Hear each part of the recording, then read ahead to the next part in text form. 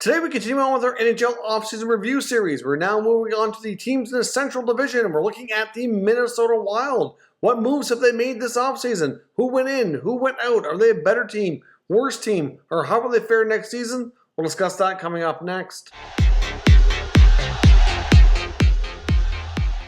So welcome back to Liberty here at Top Shelf Hockey. As I mentioned today, we're continuing on with our NHL Offseason Review Series today, looking at the Minnesota Wild. So we're going to look at what trades they've made, free agent signings that have come in, free agent players that have left.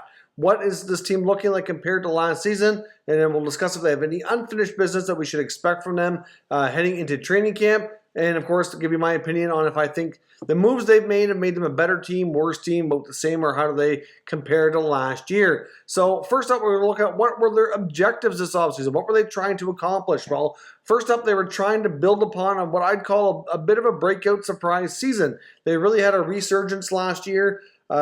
Largely thanks to Kirill Kaprizov really having a major impact. They had some other young guys like Fiala, Eriksson Ek, etc. really have big seasons for them as well. And I think they did a lot better than many expected. I know they surprised me and just how good they were, especially in a tough division, playing a lot of games against teams like Vegas and Colorado. And they really held their own and really had a real solid overall season. So they wanted to build upon that. It was clear going into the end of the year that they wanted to cut some vets out of the lineup. Like we knew Parise was likely going, but what else were they going to do? Of course, like every team, they had to prepare for the expansion draft. We thought they might make some moves there, and then to kind of put it all together and kind of build around this young core going forward and really address, hopefully, that center position. That was kind of the main weakness on the team. So let's take a look at what they've done to accomplish all of that. So first up, let's take a look at expansion and trades. In the expansion draft, they ended up losing Carson Soucy, which obviously was it's certainly an impact for sure. I mean, he's a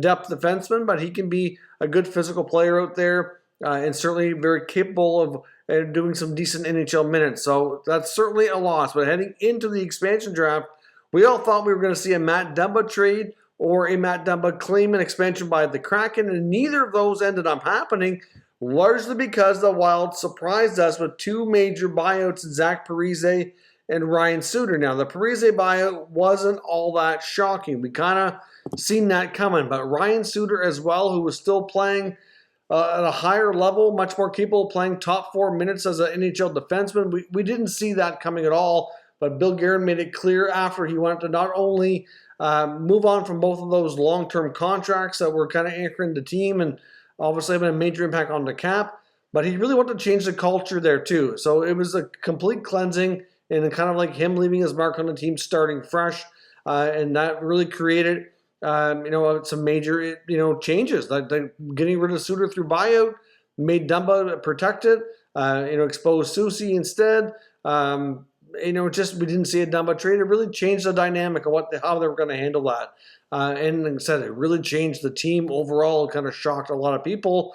And then, of course, both players are now moving on. This coming year, they're going to have much more cap flexibility, but in years 2 and 3 after that, that's going to hurt. They certainly are going to have a lot of dead cap space because of that, so it's certainly impacting their longer-term plans for sure. So we saw two major, big-time players for this franchise have been there a long time on big money deals, ended up departing via buyouts, which was a bit of a shocker, but yes, it did happen. Now, we did see some other guys leave via free agency as well. A couple of veteran forwards, Marcus Johansson as well as Nick Bonino, both depart via free agency. Johansson ends up in Seattle. Bonino ends up going to San Jose. So neither of those guys return. Depth defenseman Brad Hunt does not come back. He ends up going over to the Canucks. And of course, Ian Cole as well, who I do think they had some interest in retaining, ends up going to Carolina. So obviously that left a lot of holes in the blue line between Soucy going in expansion and then Hunt and Cole leaving via free agency. They had to go shopping on D outside of the main core guys that they were keeping, like your captain Jared Spurgeon, Jonas Brodin, and Matt Dumba. There's some holes back there. So now taking a look at the players who were brought in, they certainly had to go on defense, and they got Alex Goligoski on a 1-year deal at $5 million. I thought that was a bit rich in my opinion. I don't mind Goligoski as a defenseman at the stage of his career on a short-term deal. I don't mind the role he would necessarily play with Minnesota. So I don't mind the player. I don't mind the addition. I think the money's a little much, but thankfully it's short term. So it's not something you're tied to for too long a period of time. Now, before we jump back into the rest of the offseason talk on the Wild, we do need to pause for a moment and acknowledge our channel sponsor, SJSTer Smart Wallets. Top Shelf Hockey is proud to be sponsored by SJSTer. Forbes calls SJSTer the most successful smart wallet brand in the world.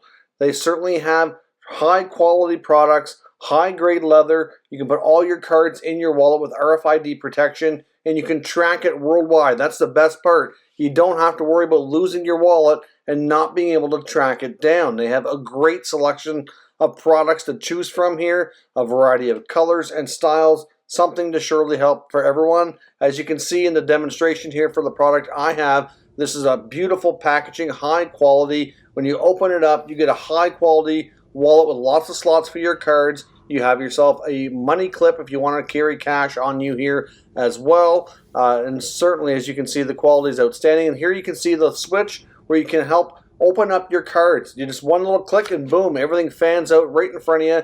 Easy to access. Your cards are protected. And here's the back where you have yet another slot. A terrific overall product, and I can't recommend these enough. SJSTer ships worldwide, and you can check out the link down below in the description as well as the pinned comment to buy yours today. So thanks very much for acknowledging and watching that promotional video for one of our sponsors. I greatly appreciate it. Let's jump back now into the Minnesota Wild offseason discussion. They also brought in Kulikov and John Merrill, both on short-term deals. Kulikov gets 2 years, Merrill gets 1. So they bring in 3 veteran NHL defensemen there. They likely will try to squeeze in some playing time for youngster Kalen Addison, who's certainly a really solid up-and-coming young defenseman who's got some pretty good offensive instincts. So I'm sure he'll likely get an opportunity there, maybe in that number 7 spot perhaps, and get a chance to go in from time to time and maybe get some power play 2 time. That would be nice to see him really take some next steps here this coming season for Minnesota. But they certainly had to go shopping on defense and add several players there. They had to re-sign some guys too. We saw Kevin Fiala finally come to terms on a 1-year, $5.1 million deal. That had real potential to get ugly through arbitration, and it didn't. I still have concerns over Fiala's long-term tenure with the team. I don't know how that's going to go. If he goes through the same thing next year, he could be walked right to free agency. So we will see how that goes. But the deal's done. He's signed. It's a fair contract. I just have concerns over his long-term outlook when it comes to staying in Minnesota, I guess. We also saw them re-sign Eriksson Ek on a long-term deal, so he is a big piece as a good, solid two-way player, getting some consideration in the Selke conversation as well. So, he's really developed for them, so that's a real good signing there too. They brought back Nick Bukestad on another short-term contract as well. So overall, this team has decent turnover, but like I said, the blue line looks a lot different. A few changes at forward. But are they done is the big question. Does this Minnesota Wild team have unfinished business? What else should we expect from them between now and training camp? Well, they do have unfinished business and some big unfinished business. Obviously, step one is you need to get your new young top player, Kirill, dollar bill as they call him, Kaprizov. He's going to be getting plenty of dollar bills if they can come to terms here. On a contract extension. Obviously, he's an RFA right now. He doesn't have arbitration rights, so they have to solve this on their own. And it's a situation where, they've been far apart in negotiations. The Wild want it long-term. Kaprizov want it short-term. They're trying to meet in the middle, maybe do a 5-year deal. Lots of reports we've seen on that. He's threatened to go back to the KHL, which many feel he's bluffing. Guerin himself in just recent days here said he wasn't worried about it. So we will see how that goes. But that's a big, big piece of unfinished business.